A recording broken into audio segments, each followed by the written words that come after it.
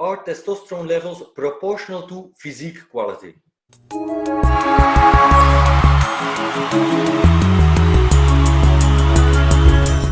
Okay, thank you, Gil, for doing this review of the VitruvianPhysique video. You got it. Okay, so let's talk a bit in the order that the video was presented. So Igor of that VitruvianPhysique channel talked first about one guy. He gave him as an example, a guy with very low testosterone levels. He showed his pics. I will show him on them on this channel again here. And he told us that this guy has very low testosterone levels, and that was the reason that he got that physique. Even after 6 years of training. So what do you think about that? Is that really the cause, that low testosterone, or is it rather the training, the diet? Can't we build just a great physique with low testosterone levels? Can you build a great physique with low testosterone level? The answer is yes. Yeah, you certainly can. Is it an ideal scenario to go into? Probably not. Are you going to have an easier time if you're optimal? Yes. But can it be done? Yes, it can. It's done all the time. In fact, I did it myself back in my late 30s when I was a lifetime natural. And I'll share the photo with you if you'd like to put it up there. I can show you exactly what I was doing back then and the result. And at the time, my total testosterone was in the 500s.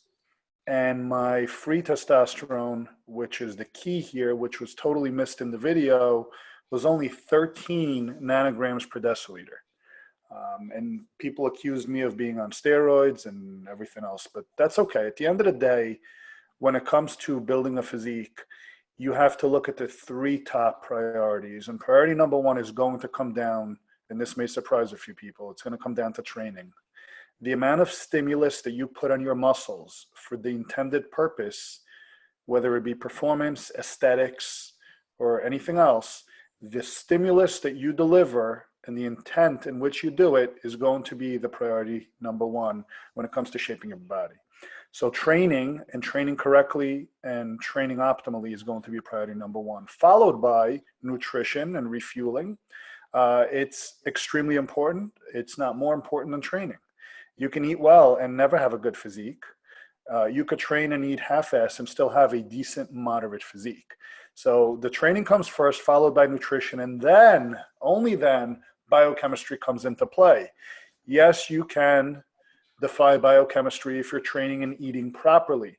The individual in the video that he had shown, I can promise you, was not eating anywhere. I mean, if he's training legitimately for 6 years, for starters, he looked very young.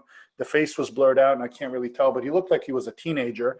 So when you say 6 years, okay, maybe he started lifting when he was 12, but he didn't look a day over 17, 18, 19. Maybe I'm wrong. Maybe he was in his early 20s. Either way you chop it, that guy was malnourished.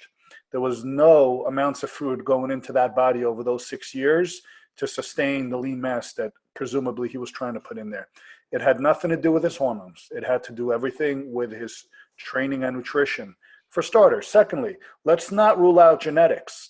I hate to say the word genetics because people like to use it negatively when they fail, and they like to say, well, I have poor genetics.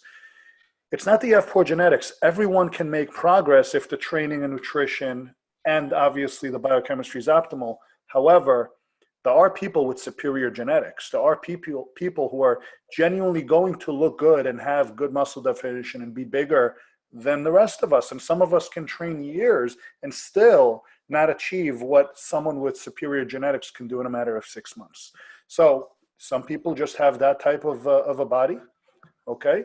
And some people, are ectomorphs and they're just gonna never really put on massive size, and that's okay. I've always kind of struggled to put on size. Part of it is because I probably don't eat as much as I should, even when I bulk. And I've gotten into, the 220 range, fairly lean at 6'1", but I've never been a mass monster. Not that I want to, but I don't believe I have the potential genetically to be 270 with abs. It's just not my frame. So genetics certainly plays a role. But to say that, your low T is the reason why you're struggling in the gym, it may be the reason why you're struggling to get in the gym. It may be the reason why you're not motivated to train, or why you have brain fog, or why you have fatigue. But if you mentally overcome that and you put in the effort and you eat correctly, it is not your low testosterone that's preventing you from making progress. Next point. Then Igor showed the normal testosterone ranges with that typical bell curve. And so he presented, I will show the same bell curve here, low, normal, and high ranges for testosterone, total testosterone. So what do you think about those ranges that he presented? First and foremost, those ranges fall in line with what the larger labs tend to put out there. And we have to understand that lab ranges are derived of sample pools that are being tested. Generally, your healthy young men do not walk into a clinic or a doctor's office and say, can you please check my testosterone levels? Those who go in and complain of low T symptoms are the ones that are typically tested, and that makes up the sample pool. So the total testosterone, which we'll get into shortly, but the total testosterone, which he was referring to in nanograms per deciliter, is typically tested by people who are symptomatic. And then it is followed up by people who begin therapy. So the numbers are all skewed.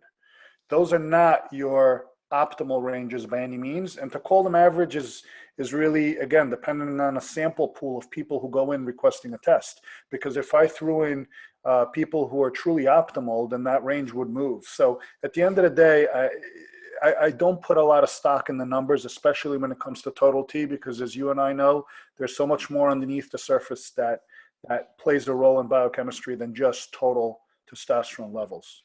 And what about those free testosterone levels? Should he have used those as an example?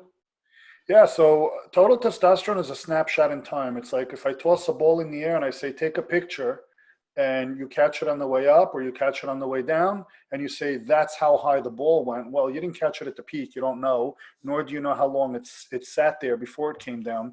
So a snapshot in time doesn't tell me a darn thing. And it was evident because you see he had an example of a guy who tested in the 200s and then tested in the 700s. And he claims that it was due to the fact that the guy was cutting versus bulking.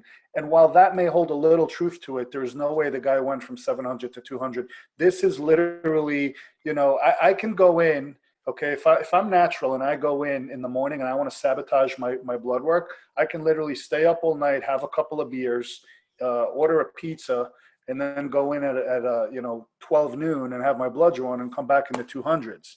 I could also get a solid week of sleep, rest, recovery, quality hydration, and go in and test in the mid 700s. So a snapshot in time is so transient and so irrelevant in the grand scheme of what is actually going on under the surface that it just blows my mind that people are actually going to look at a total testosterone level and saying, this right here is the reason that I am successful or the reason that I'm failing. Is the level of total testosterone 1000 nanograms per deciliter really that abnormal, that high as Igor presented? Because I remember the lab ranges were even lowered a few years ago. In 2016, LabCorp had 1102 as the upper range of the limit. And again, remember, this is people going in who are not feeling well, who are making up the lab ranges. I mean, I have personally seen, and I know Dr. Grant mentioned in one of the text messages a few weeks ago to us that he had a patient that came in and the guy was in his 70s and he presented with a total testosterone of 1500 nanograms per deciliter, totally natural. He had functioning luteinizing hormone and everything else. Is it an anomaly to be in your 70s at that level? Probably. To say that there aren't young, healthy men in the teens is silly. I mean, I've seen it. I have a friend who's in his 50s and is 100% natural, and I've seen his blood, and he's, he's in the teens, 1200 range total, and the guy's in his 50s. People do get into those ranges. So to say if you're over 1,000, you're automatically, we have ways of knowing if guys are using exogenous hormones or if this is endogenous production. There's very, very simple ways to check, tropic hormones and various ratios of, epitestosterone and other factors that contribute to it. So I know when someone is natural and someone is not when I'm looking at their labs. And at the end of the day, when you say, well, here's the cap or here's the optimal, again, you're looking at a snapshot in time. It is so almost, I don't want to say irrelevant, but so negligible in terms of what is actually usable by the body and what is actually happening. Your free T is not going to fluctuate the same way your total T is going to fluctuate. Total T is refilling the reservoir. Free T is unbound, and unbound means that your total T that is bound starts to get released when it drops too low. So we really got to look at the free T, and we also got to look at the estradiol conversion, and we also got to look at the DHT, and we also got to look at the IGF-1. And there's so many other factors. And, you know, a lot of these guys that claim to be natural, not only are they coming off of things, but they're also running other compounds that will not show up as testosterone on blood work. So, you know, take it with a grain of salt. Just because someone looks good on Instagram and they claim to be natural and they show you these labs, again, they're fooling the public because the public doesn't understand what they're looking at. And they think testosterone is the end of it. Then Igor presents a whole list of aesthetic physiques, guys from YouTube and Instagram especially, with their tested total T levels. What do you think about that list, that consequence?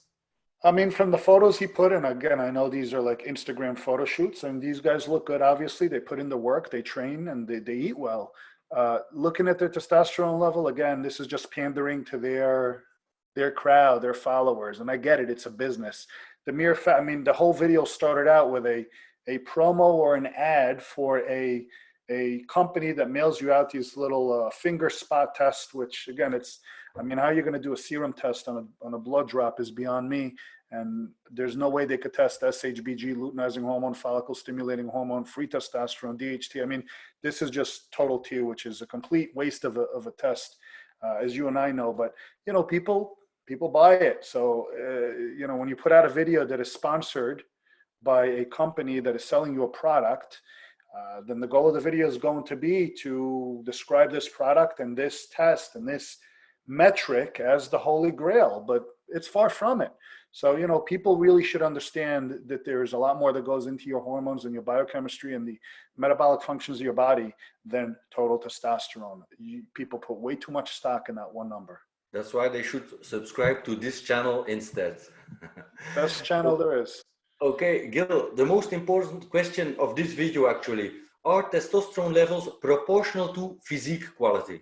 This would be more associative than conclusive. We can't just say you have high T, you should look good, you have low T, you shouldn't look good. Like I said, and I'll send you that photo, I think I looked fine with relatively low, and God knows I was symptomatic for low T at the time, testosterone free T levels. And there are people, I mean, heck, we know personally, you know, hundreds of men who have testosterone in the 13 to 1500 range total, and they don't look good at all. They're overweight, they're underweight, they're obese, they train, they don't train, they eat right, they don't know what they're doing all these fad diets. It comes down to training, followed by nutrition, followed by chemistry. And when you optimize your chemistry, you're not going to just have a physique handed to you. By the same token, when your chemistry is a little off, you can still build a physique. You may just have to work a little more for it. So again, this is not an end-all be-all of, hey, my testosterone is great and this is why I look like this, and my testosterone is not good and that's why I look like that. It's complete and utter silliness, and I usually find this tutored by, you know, people that sell supplements or testosterone boosters or all these natural remedies or all these, you know, again, it comes down to business. It's all about business. It's all about listen to what I have to say, buy my product, look like me. I'm sorry, it's just not the way it works. I wish it was that easy. Heck, we like to train, we like to do all this stuff, and we work our ass off for years. And, you know, we still have this, you know, thing in the back of our mind that we haven't hit our goals. It's that strive for perfectionism that pushes you, but ultimately you'll never find happiness with the way you look because you're always going to critique your weaknesses, right? But it's a personality trait. So if it was easy, great, but it isn't. There's a reason that most people don't look the way they want to look. They all want to look that way. Very few are actually willing to do what it takes. And I can promise you, it's not your testosterone level that's holding you back. Okay, thank you, Gil. VitruvianPhysique announced a part 2. I'm sure we're going to do a part 2 at that moment as well. To be continued. Thank you. Anytime, you got it.